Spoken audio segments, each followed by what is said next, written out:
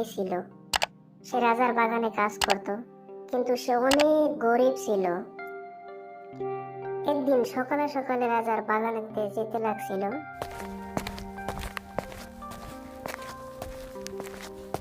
হঠাৎ দেখে সে একটা পাখি তার পায়ের তলে থেকে বেঁচে গেল। সে পাখিটাকে উঠিয়ে এক গাছের ডালে রেখে দিল। তখন পাখিটা তাকে বলল, আমাকে এখানে রাখার জন্য অসংখ্য ধন্যবাদ সাহসী যুবক, কিন্তু আমাকে কি আরো একটু উপকার করতে পারবে? আমার অনেকদিন হয় অসুখ, আমি কিছু খাইতে পারি না, চলতে পারি না, উঠতে পারি না। আমাকে আমার ওই বাসাটায় রেখে দিবে, ওই গাছের উপরে আমার বাসা। ঠিক আছে ময়না পাখি, তুমি কোনো টেনশন করো না, আমি তোমাকে তোমার বাসায় রেখে দিচ্ছি, ঠিক আছে? এই বলে ময়না পাখিটাকে বাসায় রেখে দিল। অসংখ্য ধন্যবাদ সাহসী যুবক, আমাকে বাসায় রাখার জন্য। ময়না পাখি, তুমি যদি উড়তে পারো না তাহলে তুমি খাবে কি করে? যতদিন আমার অসুখ ভালো না হবে ততদিন আমি কিচ্ছু খাবো না। আমি তো কোথায় যেতে পারি না, তাই খেতেও পারবো না। আর যদি তুমি আমাকে কোনো খাবারের ব্যবস্থা করে দিতে পারো তাহলে আমি খেতে পারবো। আমি ফুল খাই, তাই তুমি আমাকে ফুল এনে দিতে পারবে? আরে ময়না পাখি, তুমি কোনো চিন্তাই কইরো না, আমি রাজার ফুল বাগানে কাজ করি, ওইখানে অনেক ধরনের ফুল আছে, ওখান থেকে তোমাকে আমি ফুল এনে দেব, তুমি কোনো চিন্তা করো না, ঠিক আছে? ঠিক আছে, এখন আমি যাই, কাজ করে আসার সময় তোমার জন্য আমি অনেক ফুল নিয়ে আসবো। আবুল রাজার বাড়ির দিকে রওনা দিল।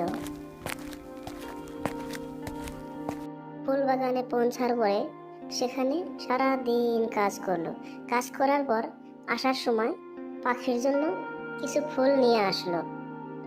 আসার সময় রাজার এক কর্মচারী তাকে দেখে ফেললো। কি, তুমি ফুল চুরি করে কোথায় নিয়ে যাচ্ছ? তুমি জানো ফুল চুরি করলে কি হবে? এই শাহী ফুল চুরি করার অপরাধে তোমাকে অনেক কিছু হতে পারে, সেটা কি তুমি জানো? মাফ করে দিবেন প্রভুজি, অ্যাকচুয়ালি আপনার কাছে পারমিশন নেওয়ার মনে নাই। অ্যাকচুয়ালি এই ফুলটা আমি এক বেমা। এই চুপ করো, কোনো বাহানা আমি শুনতে চাই না, এখনই তোমাকে আমি সৈনিকের কাছে উঠিয়ে দিব। না না প্রভুজি, আমাকে মাফ করে দিন, আমাকে না যে কোনো সাজা দিয়ে দিন, কিন্তু আমাকে সৈনিকের হাতে তুলে দিবেন না।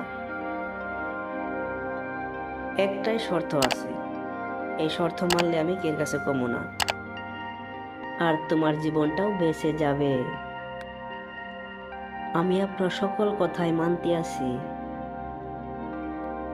এই ফুলের দাম হিসাবে আমাকে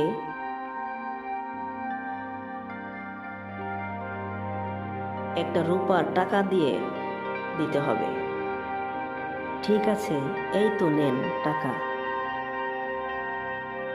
কিন্তু একটা কথা মনে রাখবে, এই টাকা যে নিলাম ফুলের বিনিময়ে তুমি কারো কাছে বলতে পারবে না, যদি বলো তোমার কপালে অনেক দুঃখ হবে, আর যখনই ফুল নেবে আমাকে টাকা দিতে হবে, ঠিক আছে?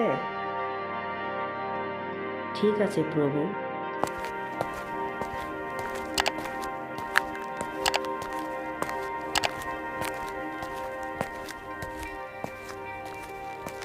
ওখান থেকে ডায়েরি ময়না পাখির কাছে ফুল নিয়ে এসে গেল।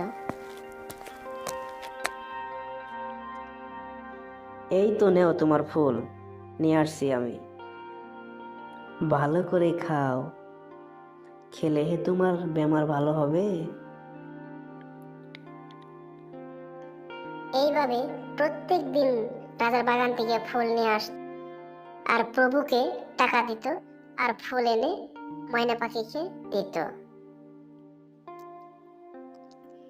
সাহসী যুবক, তুমি আমার জন্য কত কষ্ট করতেছ।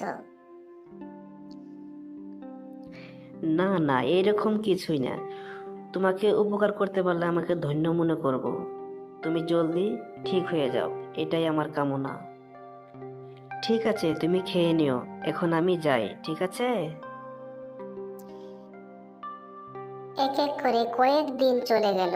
তারপর একদিন ফুল নিয়ে যখন আসলো পাখির কাছে, তার মনটা অনেক খারাপ ছিল। তখন পাখি তাকে জিজ্ঞাসা করলো, এ কি, তোমার মনটা এত খারাপ কেন? কি বলবো ময়না পাখি, অ্যাকচুয়ালি আমি কালকের থেকে তোমার জন্য খাবার নিয়ে আসতে পারবো না। আবুল, এখন থেকে আর আমার জন্য কোনো ফুল নিয়ে আসা দরকার নাই। আমি একদম ঠিক হয়ে গেছি। কালকের থেকে আমি নিজের খানা নিজেই খাইতে পারবো। তোমার কোনো টেনশন নেওয়ার দরকার নাই। কিন্তু তুমি মনটা খারাপ করছো কেন, সেটা কি বলবে আমাকে? ময়না পাখি, অ্যাকচুয়ালি কালকের থেকে তোমাকে ফুল দিতে পারতাম না বলে মনটা আমার খারাপ। তার কারণ হলো আমার কাছে একটা টাকাও নেই। আমি এই ফুলগুলো নিয়ে আসতাম প্রভুর কাছ থেকে, প্রভু রেগুলার আমার কাছে টাকা নিত।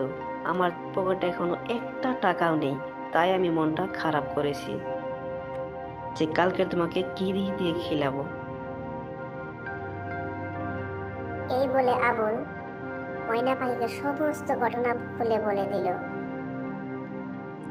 এই কথা শোনার পর ময়না পাখির চোখ দিয়ে টলমল করছে পানি। আবুল, আমি আগে জানতাম না তুমি আমার জন্য এত কষ্ট করছো। তোমার সমস্ত টাকা ওই প্রভুকে দিয়ে দিয়েছো। আমি যদি জানতে পারতাম তোমাকে কখনো এরকম করতে দিতাম না। আরে ময়না পাখি, তুমি চিন্তা কইরো না। আমি এর জন্য দুঃখী হই নাই যে আমার কাছে টাকা নেই। আমি দুঃখী হয়েছি কালকের থেকে তোমাকে কি খেলাম। এখন তো তুমি ঠিক হয়ে গেছো, এখন আমার কোনো টেনশন নাই। ঠিক আছে, আমার এখন আর কোনো চিন্তা নেই। এখন আমি যাই, ঠিক আছে?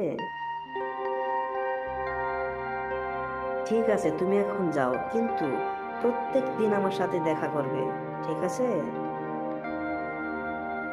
ঠিক আছে, এখন তাহলে আমি আসি। যদি আপনারা এই ভিডিওর দ্বিতীয় পার্ট দেখতে চান তাহলে চ্যানেলটি সাবস্ক্রাইব করে বেল আইকনটি বাজিয়ে রাখুন সবার আগে পেতে।